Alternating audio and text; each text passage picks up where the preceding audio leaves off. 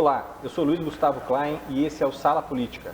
Hoje nós recebemos Felipe Eduardo Gomes Corá, jovem barbarense, cristão, conservador, bolsonarista, esteve à frente da campanha do presidente Jair Bolsonaro na cidade de Santa Bárbara e foi o organizador das carreatas Fora Dória, que levaram mais de 4.000 carros para as ruas, além de ser um dos voluntários pela criação do primeiro partido conservador do Brasil, o Aliança pelo Brasil. Quer combater a corrupção e o desperdício do dinheiro público, abrindo mão de privilégios e combatendo a indústria da multa na cidade. Assim ele se define em sua biografia no site da Câmara Municipal de Santa Bárbara, vereador Felipe Corá. Um prazer te receber aqui, Corá. Obrigado, Luiz Gustavo, obrigado pelo convite, obrigado a todos da TV Todo Dia. Corá, conta pra gente um pouquinho da sua história, como que você se define, como você define a sua trajetória e como você decidiu entrar para a vida pública. Bom, primeiramente, eu nasci na cidade de Santa Bárbara do Oeste, vivi toda a minha infância em Santa Bárbara e tive a oportunidade de morar fora do país muito cedo, né? Muito jovem, aos 12 anos de idade, fui morar fora. E isso me trouxe uma outra visão do Brasil. Quando você vai morar fora, você olha o tanto que o Brasil tem de potencial de crescimento, principalmente o estado de São Paulo, o quão rico é o país, o quão rico é o povo brasileiro e como nós temos esse potencial de crescimento. E eu sempre fui, desde criança, Gustavo, fissurado em rádio, em televisão. Então eu sempre acompanhava naquela época Eli Correia Filho, Alborguete, né? Então daquela época surgiu a vontade de participar do rádio. Foi quando eu voltei para o Brasil, no ano de 2012, 2011, 2012, não me acordo bem, e participei de um programa na Rádio Luz da Ribalta, em Santa Bárbara do Oeste. Depois outra participação na Rádio Brasil, em Santa Bárbara também, 2 rádios AM de Santa Bárbara.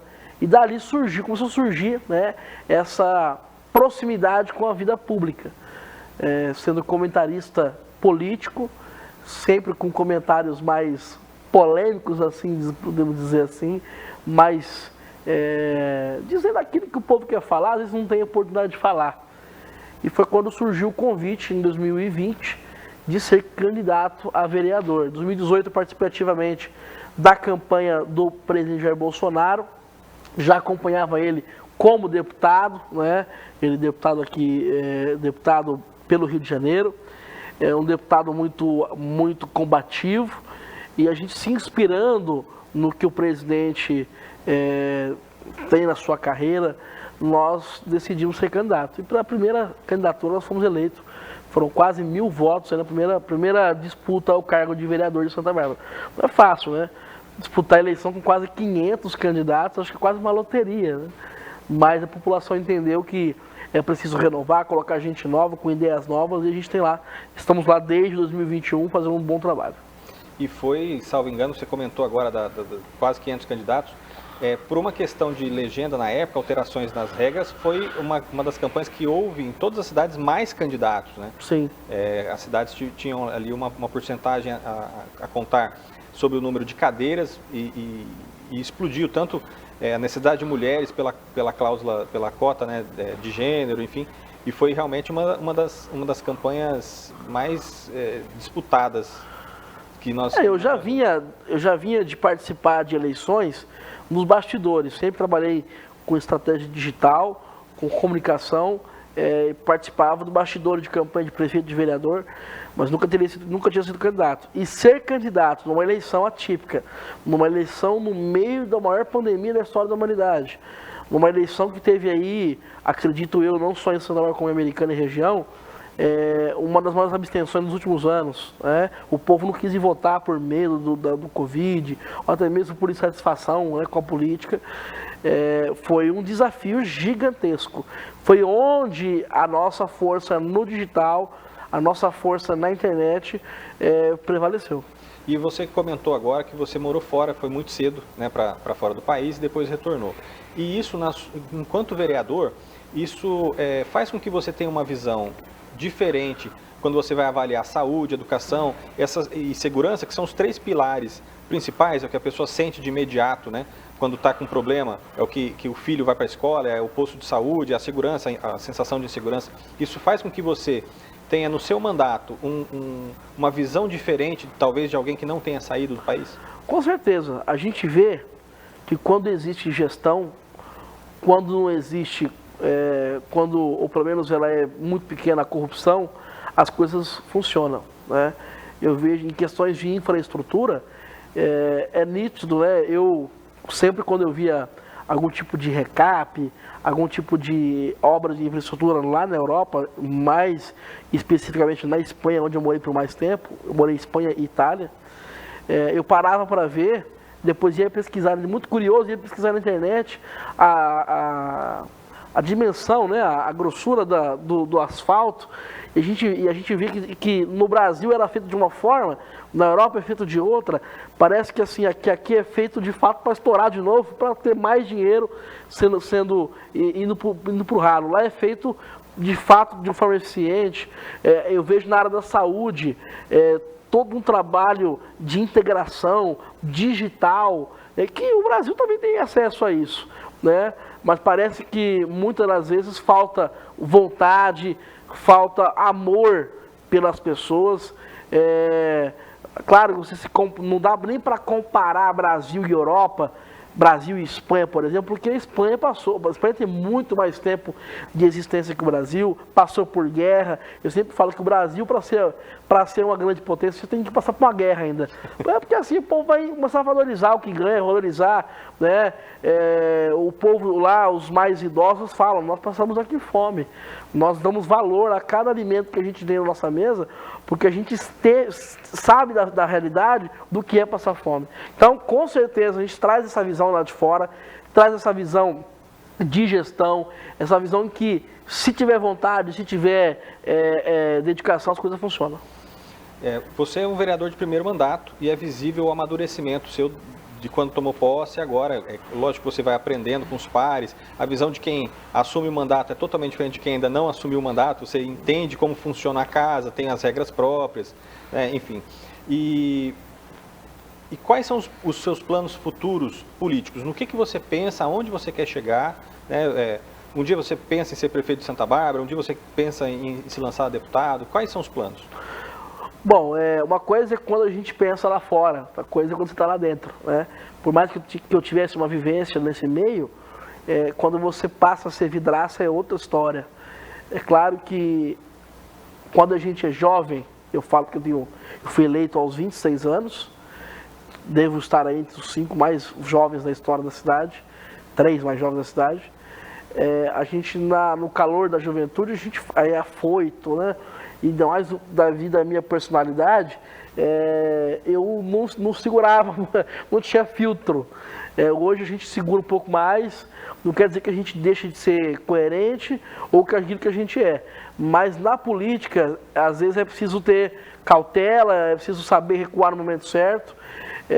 Tivemos primeiro ano de mandato bastante agitado, podemos dizer assim. Não me arrependo de nada do que eu fiz, de nada do que eu falei, mas talvez a forma que eu falei, às vezes a forma que eu me expressei, pessoas lá fora, uma parte da imprensa que gosta do sangue, né, gosta da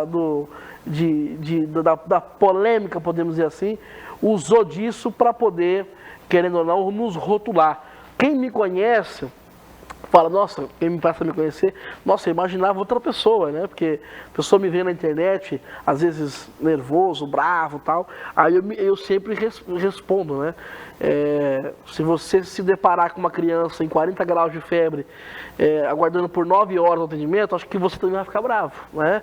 E se eu gritar, se eu falar, resolver, então, se isso for me trazer rótulo de que grita, que é polêmico, mas resolver a vida da pessoa, salvar vidas, pode falar. Eu acho que o importante é o resultado final. Eu não estou aqui hoje no cargo de vereador apenas porque eu apoiei o presidente Bolsonaro, porque eu sou bolsonarista. Acho que tem um trabalho por trás disso. E as pessoas que de fato nos acompanham sabem disso. Corá, qual projeto seu dos já apresentados mais te orgulha? Ou quais, caso você tenha um ranking ali, alguns empatados? Você chegou a perguntar da questão de buscar algo maior, né? Eu acabei esquecendo dessa pergunta. Eu recebi convites de vários partidos para vir candidato agora neste ano, de ano eleitoral, inclusive do próprio partido do presidente Bolsonaro, para ir para um cargo de deputado estadual. Mas eu acredito que as pessoas votaram no Corá para cumprir um mandato de 4 anos. Se fosse um segundo mandato, quem sabe, a gente poderia tentar buscar voos mais altos. Mas eu acredito que Santa Bárbara ainda precisa do nosso trabalho, ainda preciso agregar muito a cidade, ainda tem muito a mostrar. Agora a questão de prefeito é uma questão de futuro. Eu entrego isso nas mãos de Deus. Eu acho que a gente tem que sempre prezar pelo trabalho. Quando você passa a pensar em cargo, em posto, você perde o foco, você perde o objetivo principal do que você veio, né? Eu não vim para ser mais um, vim para fazer a diferença. Então a questão do cargo é isso aí, é uma questão de grupo, a gente participa de um grupo político na cidade. Se o meu nome agregar lá na frente, eu vou estar à disposição. Quanto à questão de projeto, durante a pandemia, eu fiz um projeto que me orgulha muito e que, inclusive, como podemos dizer assim, surpreendeu muitas pessoas, né? Foi o projeto contra os pancadões na cidade. Nós fizemos um projeto em que multa em mais de 15 mil reais, naquela época em que, lembra-se que fechou tudo, o comércio teve que fechar suas portas, né? E o comerciante acabou, Gustavo, saiu como vilão da história, sendo que a gente sabia que quando o comércio abria suas portas, tinha todo um protocolo sanitário que era seguido, de distanciamento, de álcool gel, de uso de máscaras, né, do número reduzido de pessoas dentro daquele local, mas nada funcionava. Se na madrugada a molecada tinha acesso total à chacraiada, fazer aquele pancadão. Foi quando nós fizemos esse projeto. Eu acompanhei a Polícia Militar e a Guarda Municipal na madrugada, fechamos muitas festas. A gente viu de fato a irresponsabilidade dessas pessoas, que no outro dia vai na casa do pai, vai na casa da avó, passa o Covid, né, para essas pessoas que são mais velhas. E aí é onde era a proliferação do vírus. E nós fizemos esse projeto, a gente viu de forma drástica a queda do número de festas clandestinas, né? E inclusive tem aquelas pessoas mal intencionadas, porque o Corá é contra a festa. Não, eu sou a favor da festa, sou a favor de confraternização, fora do período de pandemia. Nós já passamos esse período. Hoje a gente pode andar nas ruas, né, e seja em espaço aberto ou em espaço fechado, sem uso das máscaras. Já avançou, graças ao governo Bolsonaro, a questão das vacinas, por mais que falam muito do governo Bolsonaro nesse sentido.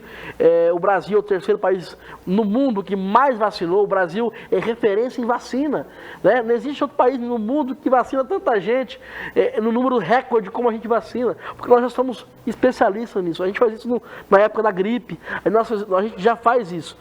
O presidente Bolsonaro teve humildade em reconhecer que em certo momento ele entendeu que não fosse algo tão grave, né? Mesmo assim, foi um dos líderes que lá no começo disse: gente, não vamos fazer o carnaval, né? Quem não se lembra que o Drauzio Varela foi lá no Faustão dizendo: gente, pode ir, né? A tal da gripezinha que o próprio Bolsonaro também falou, mas ninguém lembra que o próprio Drauzio também falou que era uma gripezinha, né? O médico reconhecido, renomado. E a gente viu aí as mortes, não só no Brasil, como em todo o mundo. A própria Argentina, Gustavo, foi um país campeão em lockdown, foi um dos países que mais fechou e morreu gente do mesmo jeito que morreu aqui. Então... O Dória lançou o carnaval em São Paulo também, né? Foi, o Dória falou: vem para São Paulo, né? Fiz propaganda chamando, né? E depois teve a cara de pau de soldar a porta do comerciante. E a gente viu aí, né? Ele tendo que chorar e pedir desculpa porque não é mais candidato. Disse que não é candidato, mas tirou foto com o Fernando Henrique esses dias. Achei muito estranho aquilo. Acho que vai acabar indo para deputado. Ele precisa do foro privilegiado. Não vou mais para a vida pública, vou voltar para a administração privada, para as minhas empresas. E tirou foto com o Fernando Henrique. Achei aquilo muito estranho. Corá, vamos comentar um pouquinho sobre o STF. Eu sei que você conhece o Alan dos Santos, né, pessoalmente, não sei se você conhece o Daniel Silveira também. Conheço. Mas o STF ele tem utilizado de mecanismos e de distorções jurídicas, vamos chamar assim, uma boa palavra para chamar o que eles estão fazendo, e perseguiram pessoas como Alan dos Santos, como o próprio Daniel Silveira. Como que você vê isso? Isso é uma armadilha para atrapalhar o próprio governo Bolsonaro ou não? O que você entende desse... Assim, a gente vê certas estratégias por parte do Supremo Tribunal Federal, aquela, acuse-os daquilo que eles fazem, né? Eles chamam o presidente Bolsonaro de ser alguém não democrático, de liderar um movimento antidemocrático. Acho que antidemocrático é você querer cercear a liberdade de expressão das pessoas. Nós temos um jornalista exilado nos Estados Unidos, porque se voltar ao Brasil vai ser preso. Nós temos um jornalista que há 2 anos não vê a família, porque foi contra o pensamento padrão do Supremo Tribunal Federal. A gente vê um deputado federal ser preso, ser perseguido, né, a tal imunidade parlamentar ser rasgada, a Constituição Federal ser rasgada, porque simplesmente ele não segue a cartilha do ministro Alexandre de Moraes. Então a gente está vendo aí, o Supremo Tribunal Federal é uma vergonha para o país, é só você ir na rua ver que não possui nenhum tipo de apoio popular, apelo popular, até porque eles estão ali, não estão com o voto do povo, foram ali por indicação política, né? Muitos deles, inclusive, com nenhum tipo de experiência. Acabamos de falar aqui o nome dele, não tem nenhum problema de falar disso, até porque é a grande realidade. Alexandre de Moraes nem sequer foi juiz, né? Acho que, se não me engano, reprovou 2 ou 3 vezes na prova da OAB para se tornar advogado, e hoje ocupa a cadeira máxima do país, né? As pessoas estão vendo que o presidente da República nada mais que tem sido ser subserviente aos poderes do judiciário por conta das ameaças, né, à democracia feitas pelo próprio STF. Então, o que eles acusam, na verdade, são o que eles fazem. O que eu acho mais estranho disso tudo é exatamente a figura do Alexandre de Moraes ter sido eleito para presidente do TSE, que toma posse em agosto, exatamente no período da eleição. Dentro de tantas dúvidas que existem sobre o sistema eleitoral, nós temos países desenvolvidos tecnologicamente 100 vezes mais que o Brasil, como o Japão, como os Estados Unidos, que não tem urna eletrônica. Sim. Né? E aí vem dizer que o Brasil é referência em apuração de votos. Isso aí é brincadeira. Um assunto que eu gosto de trazer bastante, eu acho que você é uma pessoa com conhecimento de causa para comentar com a gente, com o nosso telespectador, pesquisas. Em 2018 a gente viu que a pesquisa não acertou nada, está aparecendo comigo jogando na Mega Sena, não acerta nem o número, né? E agora novamente aparentemente são números que são apresentados que distorcem do que nós observamos nas ruas, né? Queria que, se possível, você comentasse com a gente eleição estadual, né? Nós temos a pesquisa Haddad em primeiro lugar, algumas mostram Márcio França em segundo, Tarcísio em terceiro, o Rodrigo Garcia em quarto. E nas nacionais também, Lula em primeiro lugar, Bolsonaro em segundo. E aí nós temos uma miscelânea de pessoas, que vai de Pablo Marçal, que subiu com as pessoas no monte para ser resgatado de helicóptero, a Ciro Gomes, que particularmente a imprensa vai descobrir quem é Ciro Gomes se ele um dia for presidente da República. Mas comenta primeiro para a gente sobre a eleição estadual e pesquisas e a eleição nacional. Questão da eleição estadual, acho que nós nunca tivemos uma oportunidade tão grande e tão real de tirar o poder das mãos do PSDB. O PSDB está há 27 anos no comando do estado de São Paulo. Nós nunca tivemos um candidato tão competitivo e, modéstia à parte, posso dizer, competente, que se chama Tarcísio de Freitas. Mostrou ao longo de 3 anos no comando da infraestrutura que entende, sabe o que está fazendo. O povo de São Paulo não quer saber se ele veio de fora, se ele é daqui. O povo quer saber se ele vai resolver ou não o problema de São Paulo. A gente só vai ver o tamanho de São Paulo quando nós tivermos, quem sabe, aí um Tarcísio de Freitas no comando do estado de São Paulo. A gente poder falar de novo em malha ferroviária, a gente poder falar de novo em crescimento do estado de São Paulo, poder falar aí, quem sabe, um governador alinhado ao presidente Bolsonaro e tratar de pacto federativo. A gente recebe 10% do que nós mandamos para a federação. Isso é ridículo, né? Nós podemos crescer muito mais e São Paulo não ser referência no Brasil, e sim referência em todo mundo, como o São Paulo poderia ser um país, né? De tanto dinheiro, de tanto recurso que nós movimentamos. O problema de São Paulo não é dinheiro, o problema de São Paulo é gestão. O problema de São Paulo é falta de vergonha na cara de enfrentar todo esse sistema, né? A gente tem visto aí, são mais de 1000 obras paradas em São Paulo, e aí vem falar aí o pessoal criticar o Tarcísio porque ele terminou a obra. Você imagina, é a melhor crítica possível, né? Eu vou criticar porque você termina a obra. Então, a gente precisa de um tocador de obra. Acho que o Tarcísio de Freitas é a melhor opção. A questão de pesquisa, eu acho que pesquisa é um retrato, né? E eleição é um filme. Se tira um retrato, só aquilo ali é estático. Eu acredito que as pessoas vão pensar em política, faltando 15 dias, 20 dias para a eleição. O povo não quer saber hoje sobre isso. O povo quer saber hoje como é que vai comprar comida para comer hoje à noite. O povo quer saber como é que vai pagar amanhã a gasolina, porque está muito cara, né? E aí a gente tem visto diversos esforços, seja do presidente Bolsonaro, até de alguns governadores, né? Alguns, né? Porque outros não estão sequer se posicionando. Por exemplo, a questão do ICMS, né? De zerar ICMS e o governo federal repor. Aí está agora essa briga da Petrobras, que a Petrobras foi lá e aumentou mais 14%. Porque qual que é o problema? O Brasil, nos 14 anos do governo do PT, não investiu em refinaria. A gente não adianta nada a gente produzir o petróleo e não conseguir refinar o petróleo, né? Que a gasolina é um derivado do petróleo. Então a gente tem uma demanda gigantesca de uso desses combustíveis fósseis, acaba tendo que recorrer fora, né? Muita gente que não tem esse conhecimento muito pequeno, pela ignorância, fala, mas o que tem a ver a guerra na Ucrânia com o Brasil, né? Gente, tem tudo. A Rússia, ela é um dos países que mais fornece gás para todo mundo, e uma coisa impacta na outra, né? Existe a questão de acordos bilaterais, né? Acho que o presidente Bolsonaro foi muito feliz nisso aí, de não se envolver nessa guerra, até porque nem poder de fogo a gente tem para se envolver nisso, né? Mas eu acredito que, se Deus quiser, as coisas vão melhorar. Não é só aqui, eu vejo notícias de todo mundo, combustível nos Estados Unidos mais do que dobrou, né? Eu tenho minha família que mora na Europa até hoje, nunca se pagou tão caro no gás lá, que lá usa muito gás encanado, né? Seja para tomar banho, para aquecer água, por causa do frio. Então, assim, a crise não é brasileira, a crise é mundial.